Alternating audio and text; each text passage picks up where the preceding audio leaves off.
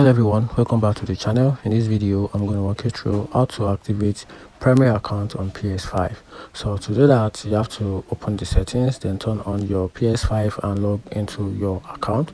Then go to the home screen and select settings, which is the gear icon. Then from there, navigate to the account settings. So scroll down and select user and account, then users and accounts. Then go to the order and click on console sharing and offline play.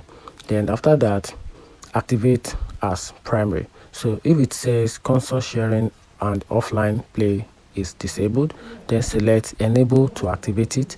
Then after that, if it's already enabled, then your PS5 is already set as your primary console.